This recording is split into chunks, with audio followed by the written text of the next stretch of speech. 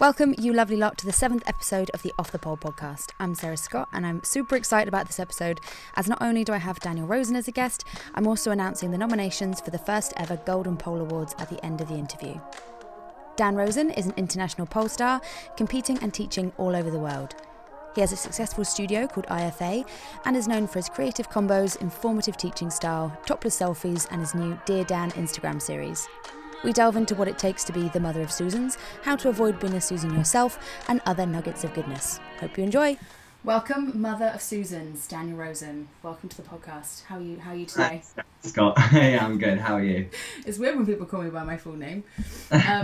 Scotty. Scotty. So yeah, thanks for doing this. This was a very popular request to have you on the podcast. A lot of people have been seeing you around recently talking about Susans, so I don't know if you just want to describe what a Susan is, how Susan came about, a little bit of background on Susan. So basically, I've always loved doing like funny, stupid little videos. It actually started a long while ago when I basically made a stupid like stretch tutorial called the donut stretch, which Bendy Kate encouraged me to do. And it got such a funny response, and I love being funny. That's why I do a lot of comps and stuff. I just enjoy making jokes and stuff and making people laugh. And then I just so decided to make all these like funny little videos, of some about stretching and stuff. And I thought, do you know what? I should do a video about a teacher who is dealing with like some of the most unruly students, and like just do a comparison of what we actually say compared to what they want to say. So I did that, and I basically used this fake student called Susan. I was just like, oh, Susan this or Susan that, and Susan became a thing, and I was like, okay. So then I created Susan, and now I'm just doing funny videos about her. It just I just think it highlights the taboo subject of how students can be in class, because every person has an inner Susan. Just some people's inner Susan comes out worse than others, you know. Give us an example of a Susan type student. Susan is the type of person that would walk into a class 10 minutes late on her phone, not apologise, and say that she's warm already because she had the heating on high in the car. You know, that's Susan. Susan gives zero fucks about anybody. She'll hog the pole for 10 minutes and won't care about her friend who's waiting to have her go. She makes the whole class about her, and just an actual nightmare. But the difference between a Susan and like someone who is just a complete like moron is that a Susan is a bearable person, like someone who you wouldn't change them, but they're a lovable Susan, rather. A lovable Susan, yeah. I mean, don't get me wrong, they do get to points where like they're slightly unbearable, but yeah, that is a Susan, just someone who we all do it. We've all got some things that we do that are a bit Susanish, and now it's just become there's now an official word for it, Susan. It's cropping up in a lot of my workshops now. People are like, oh, I'm sorry if I'm being a bit of a Susan today, like I was like, it's actually caught on that people are using it as like a term they can use to themselves. I love it. I think it's a great term. I think it highlights a lot of the like problems that instructors have as well, like we're smiling inside sometimes, but we're like, yeah, exactly. We like want to stab them, but like we can't because they pay our bills. It's a really tough position to be in. We love our students. We love our students, and we've all, as I said, we've all got an inner Susan. I think we can all relate to that. Can you remember a time when you've been a specific Susan? You what? Sorry. Can you remember a time when you were a specific Susan? Oh my God, I was the worst Susan. I actually feel really sorry for one of my teachers who used to teach me in the beginning. Well, both actually, Stacey Snedden and Pippa Loveridge, because I used to go between the two because I lived right smack bang in the middle of them both. But I used to be such a showboater. Like I still am to a certain extent. Not so much anymore because I'm so much more lazier now. But only reason. In class, it would be very much like I'd always want to be the first person to try it. I'd always want to be the first person to get it, and like it was always about me. Just an absolute complete nightmare. But again, it was one of those things like it was never meant in any way nasty, of course, which is why I have not. I mean, I've got about 20-30 Susans at my studio, but I love them all, you know. And you don't want to change them, but it's just funny little traits that they do, just little things they do, like. like when we've got to do our bad side and they're doing their good side, and I'm like, wait, that's not your bad side. They're like, damn it, he caught me. I'm like, I know which fucking side is your bad side, Susan. But yeah, it's just, you know, it's never meant in any harm, I guess. But yeah, it's in a light-hearted way. I think people get that. I don't think anyone has been offended by Susan, have they? No, maybe, I mean, like real life Susans. If your name was Susan, it's probably going to be quite hard for your podcast now. I don't think anyone's been offended by it. I actually got a really funny message off of someone in Australia saying, "Oh my God, do you like have beef with Michelle, Shimmy, and Maddie?" I was like, "No, of course not. It's just I needed to create this character, and I just wanted to like show everyone what an amazing Australian accent that I can do." It's very true. It's a great accent. You transform. Where else could she be from apart from PDA? Like, it's got to be from PDA, isn't it? Because I always train there. So I was like, yeah, she's got to be from PDA. And I know that Shimmy and Maddie have a great sense of humour, so I thought there'll be no offence taken there. So I checked with them first. And then, yeah, Susan was born in Australia, went to PDA, and now she's at my school. And she's a fucking nightmare. If people are wondering, obviously, where to find Susan or the videos of Susan, I'll link them below so they can see. But it's mostly mainly on your Instagram or on your Facebook too? Everyone keeps saying to me to create like another page for Susan. But you know what? I find it hard enough to find the time to make the Susan videos as it is, let alone manage a whole separate Instagram account, because that would be managing my Instagram account, my Pole School Instagram account, and then Susan's. It's just like, oh. I think it's nice to dabble her in yours as well. It makes people go to your page. They get to see what other stuff you do as well. Yeah. I think it's nice to keep it all in one place. I just recently actually posted, I'm doing like some camps at my studio, and 4 of them sold out. But like that never would have happened if it wasn't for Susan. Genuinely, I believe that, because at the time the whole Susan videos were going crazy. So I just had a lot more traffic, I guess, going to my Instagram, and so many people saw this camp, was like, oh great, we'll go to like Camp Dan. Sounds amazing. Learn how not to be a Susan. Such a great name for a gay pole dancing camp. Non-gays are allowed to. Very inclusive. But yeah. What would be your top 5 things to avoid being a Susan? I know there's probably hundreds that you could think of. Or maybe you're not, because I'm putting you on the spot, because we haven't talked about this. So what were you going to say? So many things. Like unnecessary moaning. Like, I know it hurts, but life hurts, you know? And then like wiping your hands unnecessarily, like constantly. I've actually got a new video coming soon on this. Just like wiping your hands on the pole. That's just makes that squeaky noise, which just goes right through you. They're like, my hands are sweaty, and then they wipe them on the pole, and I'm like, what is that gonna do? That's just wiping more fucking sweat on the pole, Susan. So there's that. There's turning up late to classes all the time, missing warm-ups, or chatting through the warm-up the whole way through the warm-up, and you just want to strangle a bitch. Yeah, I mean, I could go on. I could make a list as long as my arm, literally. Well, there's quite a lot of videos that people can see already on like ways to avoid being a Susan on your page. I will send the people there. And alongside your Susan videos, you've also got Dear Dan, which comes up on your Instagram story, which has been really, really popular. Why did that start? Why did you start doing that? I just randomly one day I put on Instagram, I put, oh, like, ask me any questions you want, hashtag Dear Dan kind of thing. I'm going to start this little thing called Dear Dan. I thought nothing of it. I thought I'd get a couple and they'll just be fairly funny. And I just took like, I just happened to get really good few first messages that I was able to make really funny. And so this is like, yeah, I can't remember what the questions were at the time, but it was just like students who, like one student was moaning because their teacher was always like moaning at them for turning up late or something like this, and that she couldn't help it. And I was like, well, you know, have you ever considered how actually it affects her and the fact that you're walking halfway in through her class or whatever? Or she was talking to her friend or something like this, and it was just like, actually, you're in the wrong problem, yeah. They're probably expecting loads of support, being like, yeah, damn you. So that is not what Dear Dan's for. But I do worry that people will read it and not realise that it is a jokey column and actually take my advice. Because if they did, I mean, people have been advised to like drown bitches in ponds. There's a lot of tit punching as well. Yeah, tit punching is the extreme. So if they're really bad Susans, they do deserve a quick hiya, straight to the boob. But on both sides, we train both sides. But there's been some slightly more serious ones in there. You do mix and match it a little bit. Like some people have come to you with some quite serious stuff, which you have actually managed to answer. I think very, very on the level. You don't always make it into a joke, but yeah, most of them you are going to answer like with a little bit of tongue in cheek.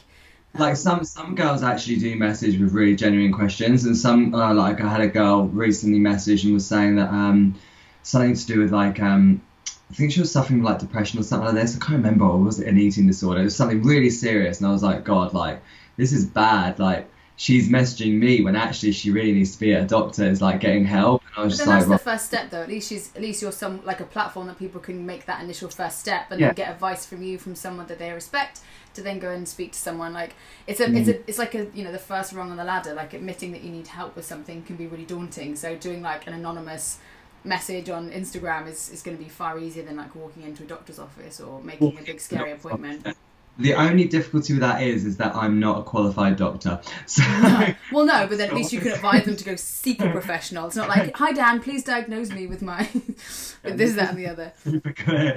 If someone like accidentally gets really, really ill and is like, well, Dan Rosen told me that I was fine to take these pills. I'm like, oh, yeah, but no. Some people do actually genuinely ask me serious questions. Sometimes actually they'll ask a serious question and I'll answer with a funny joke and I'll post that part, but then my conscience will make me reply to them after I've posted that, just to say, right, by the way, here is a serious. Don't tip much them. But some people will be like, I just can't get this move, blah blah, and I'll be like, well, why don't you just not do that move? Why do you have to be like every other basic Susan who wants to do that stupid move anyway? And I'll answer something like that, and then I'll message back and be like, listen, if you really want it that badly, here are some tips for it.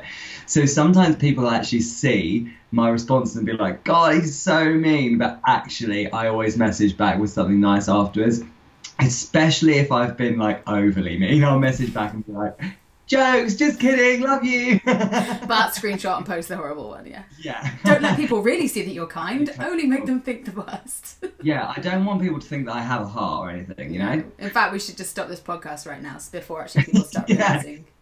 Yeah, let's just like not let people know.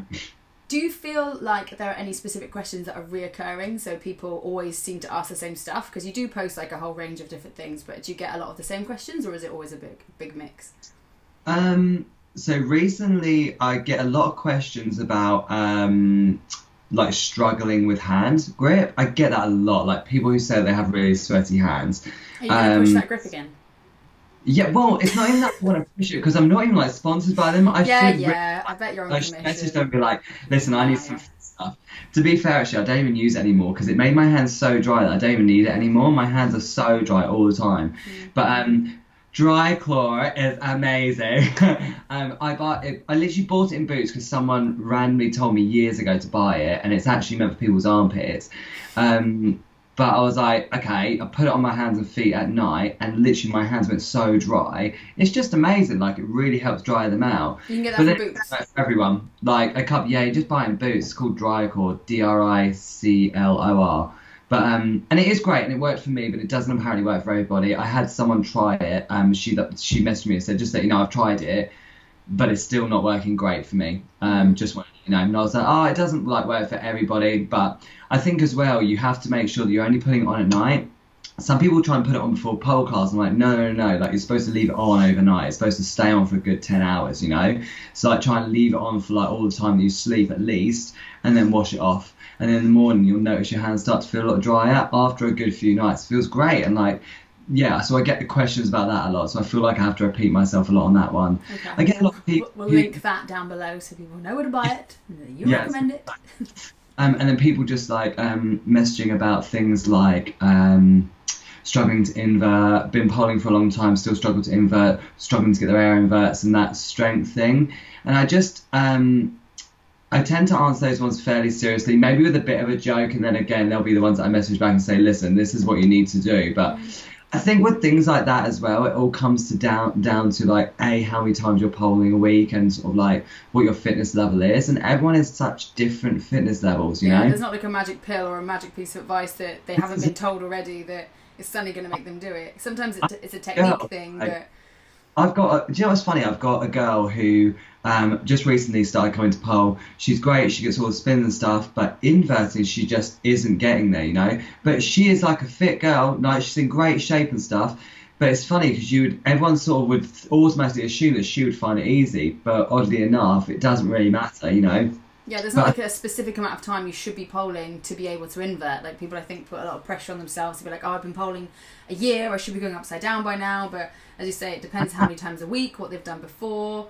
And unless you focus on yourself, you're always going to get frustrated with that stuff everyone else is doing, because, you know, we'd cry ourselves to sleep every night if that was the case.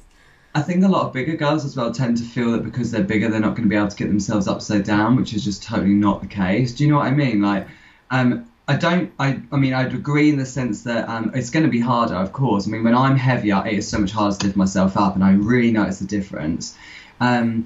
But it's not impossible. Do you know what I mean? Like, I've got big girls who can get up on their own absolutely fine, you know. But I believe a lot of it comes down to technique with inverting, and it's trying to explain things like that. But the difficulty is trying to explain that via a small message that you're allowed to send, because I don't want to send them a whole page, because I'll get quite a lot of messages and I want to reply to all of them if I can. You know, it's hard, and I always try to say to them, listen, this is a couple tips, but really, unless I meet you, it's so hard to tell, because it could just be something stupid. You could have your hands the wrong way around, and you just don't know. Do you know what I mean? And that's the only difficulty with Dear Dan. I always try and put a bit of a disclaimer there. I'm like, this may not work for you because I haven't met you and I don't actually know what you're doing wrong, but these are most commonly what people do wrong, you know?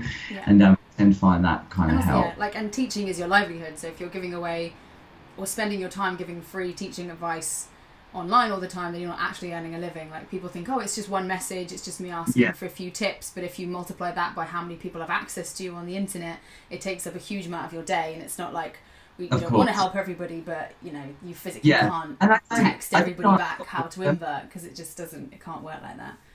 Yeah, I don't answer all of them. Like, I mean, if I feel like it's, they're almost asking like too much that I can really answer via a message, I normally just message them and say, hey, sort of like, probably the best thing for you would be to go to a class, because there's just nothing I can do via message to help you with that.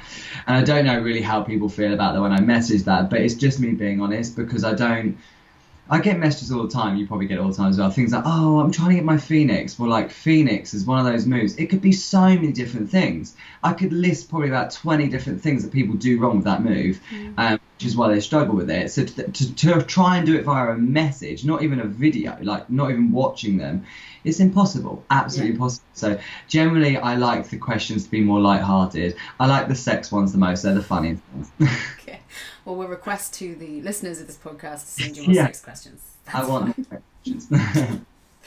And you've also been posting quite a lot of, not that I've been stalking you much on your page, but you've been posting a lot of selfies recently, you know, showing off the recent body gains or body losses, as it were, because you're looking lean. And you've been working with a trainer with that, and I know you get lots of questions about your diet and exercise and things like that. So what can you tell the people about that? I think... so basically last year, me and my now fiance, Mitch, we basically just got to a point where we were like, right, okay, enough is enough now. Like, we were the type of couple that would eat, have you ever seen that meme where it's like Monday to Friday, salad, and it's like all these healthy foods, and then it's like Saturday and Sunday, it's like 2 tubs of Ben and Jerry's, 5 pizzas. Like, we would literally go crazy on the weekends, and we'd be like, why are we not losing weight? Because like, we eat so good during the week, but it just wasn't enough. And we were just like, right, enough's enough. So we took like some pictures of ourselves, and then basically started a plan with a friend of mine called Kate Lindsall, who is a pole dancer, and she's also a PT. But she was just great for me because she was always constantly on me, and most like plans that you would normally do, they'll normally be on to you, but not quite as much as Kate was, which was great for me because that's exactly what I need. I need someone like, okay, what's your weight today? And I'm like, oh shit, she's on to me. Do you know what I mean? So I felt like I was like, constantly on it and policed a bit more than you would by yourself. Yeah, but I also went vegetarian last year, like end of last year, and I actually believe that that's had a real big impact as well, because actually it cut out a lot of the crappy foods that I used to like to eat. So now for me, pizza is just so dull. Like, pizza for me is just like, ugh, because it doesn't, I used to love it with like meatballs on it, chicken on it and stuff like this. And now I don't eat meat anymore. It's just a pizza. It's just like, oh, okay, that's like, yeah, it's just like no good for me. So I have like one cheat meal a week now. I follow the plan that Kate gave me. I go to the gym now. I like at least 5 times a week with Mitch. My whole lifestyle has kind of just changed, I think. And I think that's when you have to get to a point where you just say, right, enough's enough. And I need to just sort stuff out really and be like, I need to make a change. I'm so glad I made it because I feel so much better in myself as well. I used to feel so lethargic all the time. My body feels better. Like I feel better in myself. My energy levels are better. And yeah, no, it was the best thing I ever did. And I'm going to now just keep continuing that. And I will always fluctuate in weight though. I've always been a yo-yo dieter, but I now want to have it fluctuate between a few pounds rather than a few stones. Do you know what I mean? So would you say that, I know because it's quite difficult to be like, and you would probably get these questions like, so what are you eating? What's your diet plan? And so what I kind of get from what you said is like, make sure that it's kind of personal to you, try and be consistent, and then try and get someone to keep you accountable. Like those have been the things that have made the difference this time. I mean, I'm not saying that you have to have, I mean, Kate is great, but I'm not saying that you have to do it through someone. I needed it at the time because I didn't know what I was doing. Like, I'm great when it comes to fitnessy stuff and telling people what they should do in their classes and stuff to help them get fit. When it comes to diet though, I'm totally uneducated in that sense. And actually that's something that I'd love to do in the future, just to learn a little bit more about diet, because I get a lot of my girls just say, okay, great, loving pole, what should I be eating? And I'm like, chocolate bars? I don't know. Do you know what I mean? It's like I literally haven't got a clue, because for me, my diet, I mean, to give you a rough idea, like, I mean, I'll have like a bagel and a half in the morning with like corn on it with eggs, and then I'll get back from the gym and I'll have a jacket potato, some corn with it, and a protein shake. Then I'll have my lunch, then I'll have a meal before I teach, and then I'll have a meal when I get home. But for most girls, that would, if they ate all of that, oh my God, because obviously their calorie intake is so much different to a bloke's.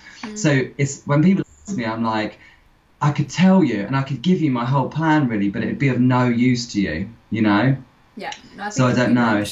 I think it's been massively inspiring to see like the change in you, and you seem so much happier with yourself. So it's not just about like, oh, you should lose weight because it will, you know, aesthetically look this way or that way. Like I think just to have the benefit of feeling better about yourself and having more energy is a massive plus, and that's what people should focus on.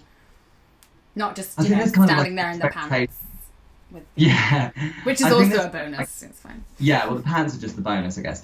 But I think there's like an expectation as well in myself, not from anybody, because I've never really felt that pressure from anyone within the pole industry, but an expectation that elite level pole dancers or people touring doing workshops should look a certain way, because I felt that pressure, I guess, because all of my friends, you know, I've got like you, Bendy, Charlotte, and you guys are all in great shape. And for me, I was always the one that wasn't really in the best of shape. And really, I should be.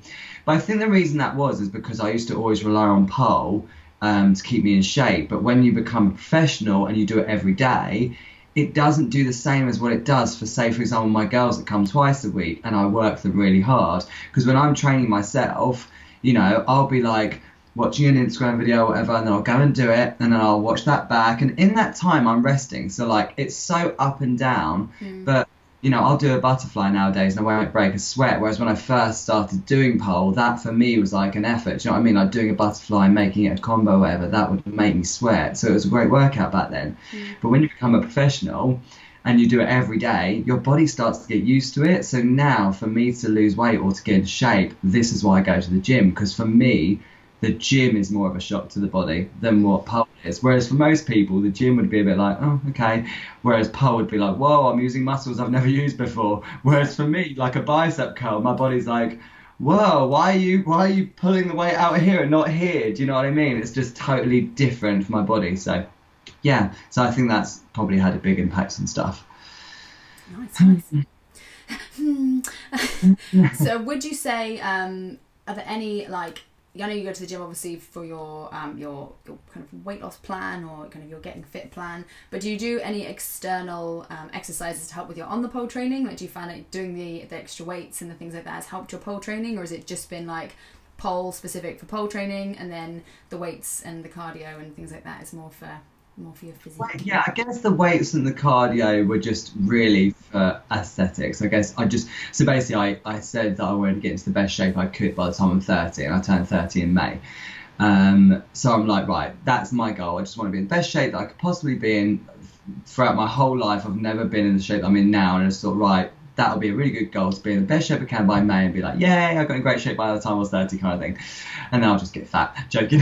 But you've got a wedding, so you can't get fat. Wedding coming up. But so that was like kind of the goal. So the gym was just to get into that shape, I guess. But I mean, there's lots of different things that I do in the gym that benefit me in terms of pole, probably in ways that you don't even realise. Things like the pull-ups and stuff that we have to do at the gym, it obviously strengthens the back, which then helps you on the pole. But obviously the cardio and stuff is making me lighter, which is making me easier to lift. And it's just also when I go to the gym, I'm encouraged a lot more to stretch, whereas I can be quite lazy at my own studio to stretch properly.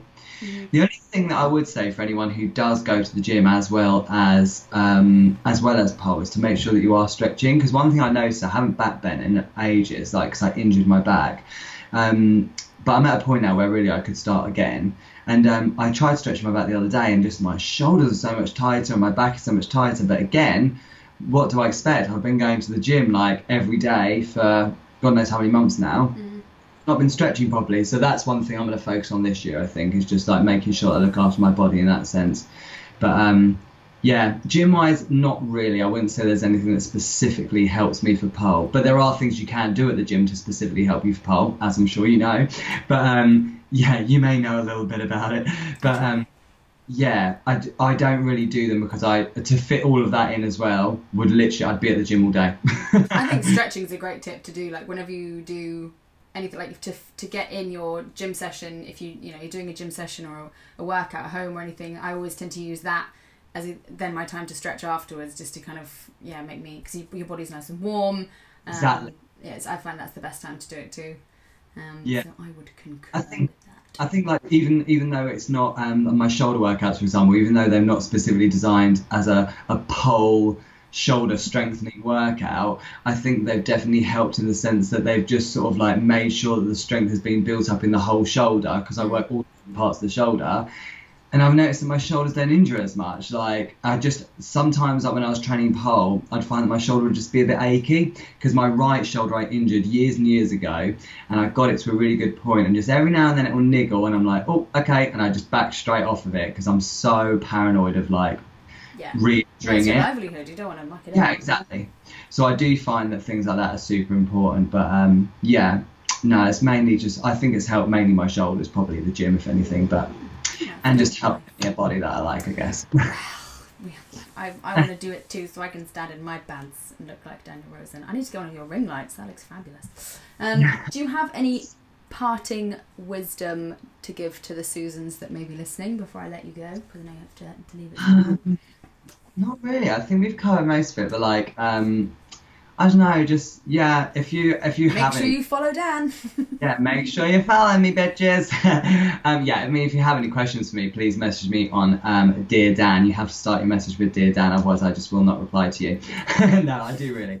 But just like drop me a message on Instagram and ask me any questions that you have. But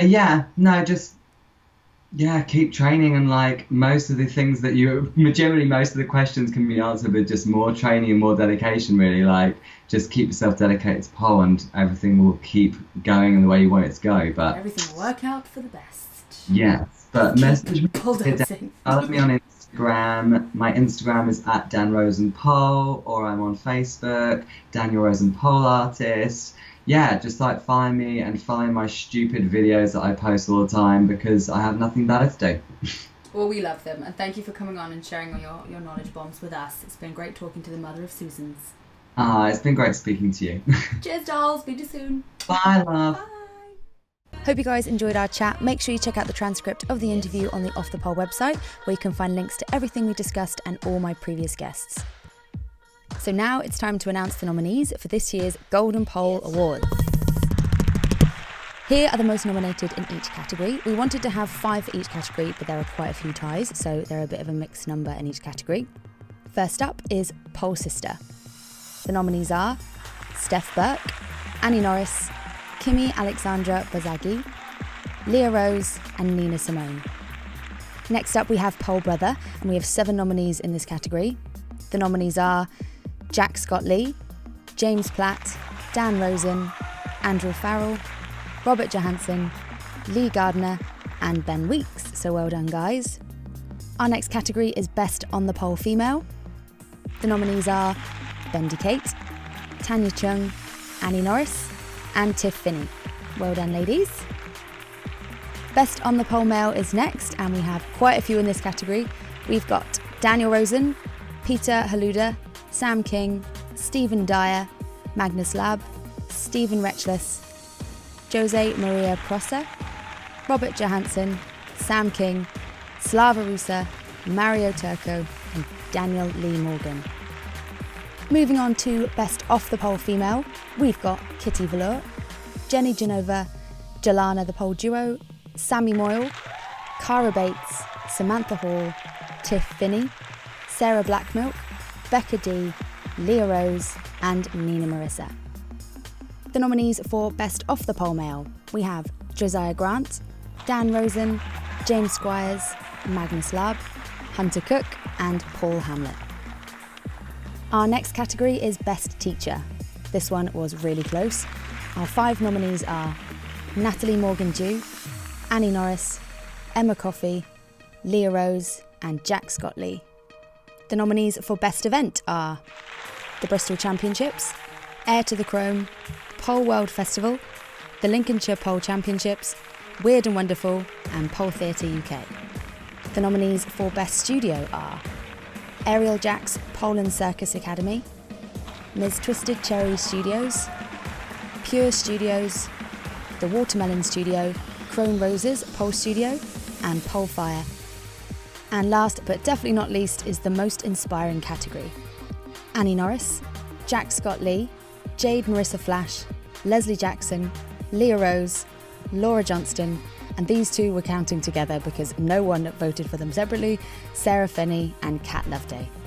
So there you have it, let's hear it for all the nominees. Best of luck to everybody. Voting will start today in the Off the Pole community group, and first up is the Golden Pole for Best Pole Sister. The polls will be staggered, so each one will last for a week, culminating on the 25th of March with a not so big award ceremony. Hope you've all enjoyed getting involved in this. Hope to see you in the Facebook group and let the voting commence.